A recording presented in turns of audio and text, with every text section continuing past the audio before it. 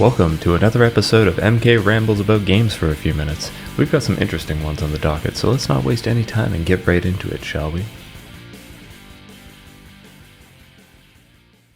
Man, I love blowing shit up.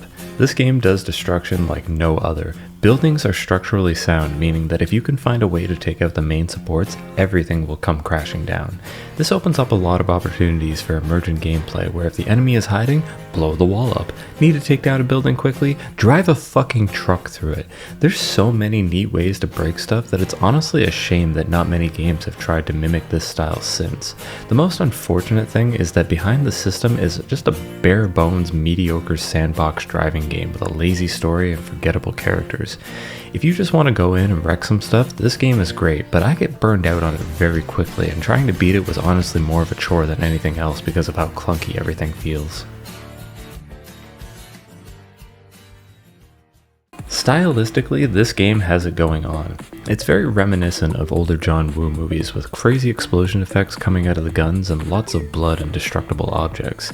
It's a top-down shooter with slow-mo effects, and it's all about dodging, cover, and making things look cool as hell. You die in one hit, so you'll be abusing the slow-mo and trying to figure out the most effective way to clear a room.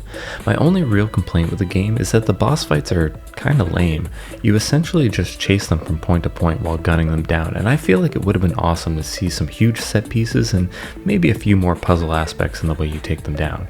Overall though, it's a short and flashy experience, and I recommend giving it a shot if you like what you see. When the music lines up just right, it makes for some seriously cool firefights.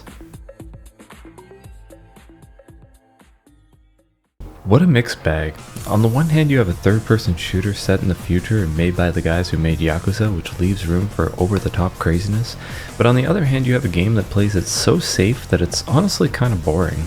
There's a lot of really neat ideas in here, and one of the coolest yet broken features is how you can control and interact with your team by using voice commands. Now, in my experience, this worked about 20% to 50% of the time, and I was just screaming things into the microphone trying to get them to recognize my commands. The story is decent. There's a lot going on without much explanation or room to breathe, but it basically boils down to humans versus androids and the effect it's having on society. A lot of the enemies have destructible parts, and it feels really good to just shatter a horde of robots into pieces. It's just a shame that the gameplay never really amounts to much more than that. I finally got around to playing Thousand Arms after hearing about it so much back in the day. This is essentially part turn-based RPG and part dating sim, where the main character is assembling a harem to aid him in his journey as a blacksmith. As you level up your relationships with the different girls, you gain special abilities and such. While I'm not opposed to the idea, I don't think it was implemented very well. The main problem being that despite the fact that you can create a party of 3, only one team member can actively fight at any given time.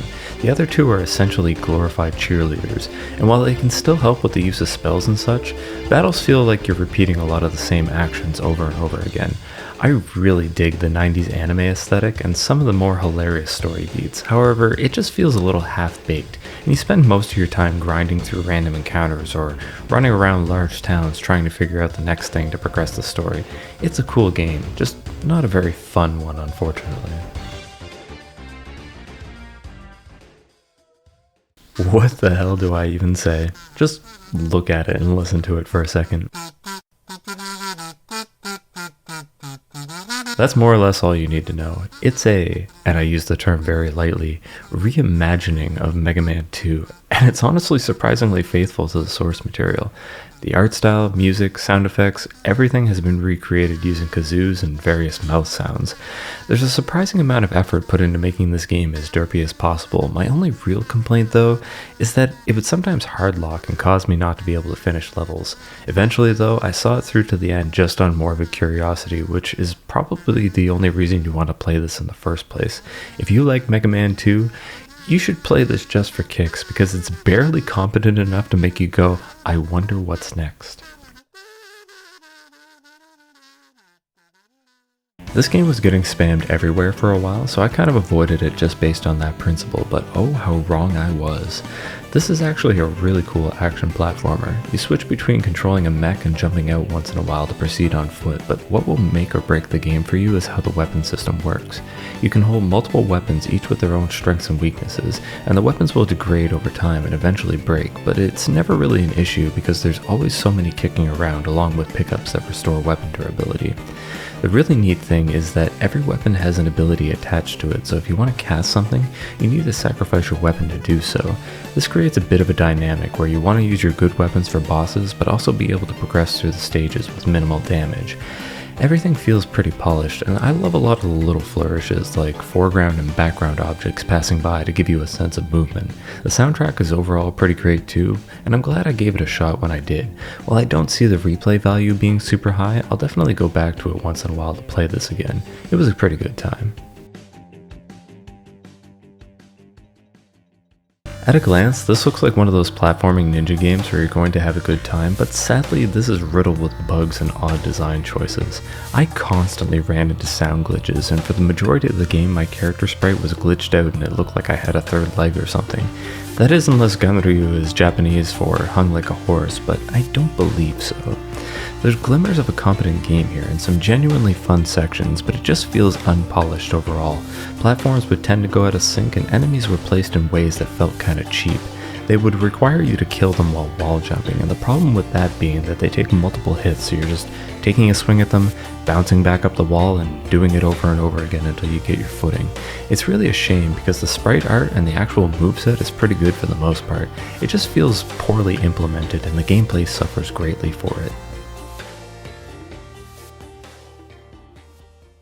An artistic platformer where you bring the color back to the world. While it doesn't do anything too complicated from a gameplay standpoint, the art direction and the feeling the music evokes takes you on a short but emotional journey.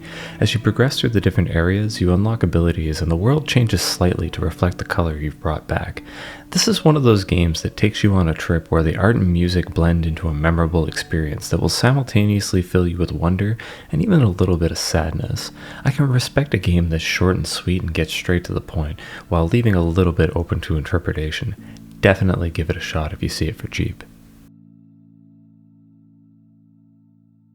I guess that about does it for this coffee diary. As always, more videos to come. The winter months tend to be a very low energy time of the year for me, but I'm still working on stuff in the background, so hopefully I'll have something for you soon. See you next video.